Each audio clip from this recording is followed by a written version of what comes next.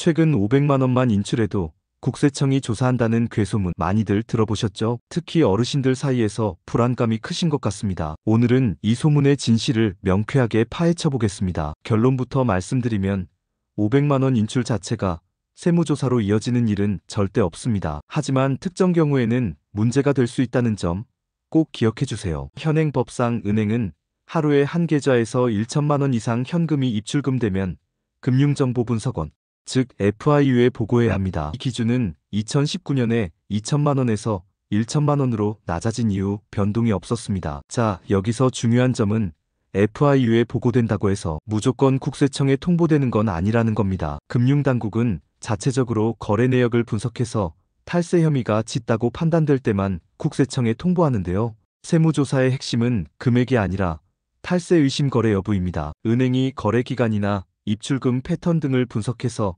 탈세 혐의가 있다고 판단하면 500만 원은 물론 그 이하의 소액 거래라도 국세청에 의심 거래로 통보할 수 있습니다. 최근 국세청은 AI 시스템을 도입해서 탈세 혐의를 더욱 꼼꼼하게 분석하고 있습니다. 과거에는 1천만 원 이상 거래를 주로 봤지만 이제는 AI가 가족 간 계좌, 이체, 반복적인 소액 현금 출금, 가상자산 거래, 부동산 구입 등 다양한 거래 내역을 분석해서 탈세 의심 패턴을 찾아냅니다. 그렇다면 왜 이런 괴소문이 퍼지게 된 걸까요? 정확한 이유는 알 수 없지만 국세기본법 개정 이후 소문이 급속도로 퍼져나간 것으로 보입니다. 세무 공무원에게 추징세액의 일정 비율까지 포상금을 지급할 수 있게 되면서 마치 대대적인 세무조사가 시행될 것 같은 오해가 생긴 거죠. 그렇다면 우리는 어떻게 해야 할까요? 단순히 현금 출금만으로는 세무조사로 이어지기 어렵지만 나중에 상속세 조사 등이 진행될 경우 출금한 현금의 사용처를 소명해야 할 수도 있습니다. 따라서 현금 인출 시에는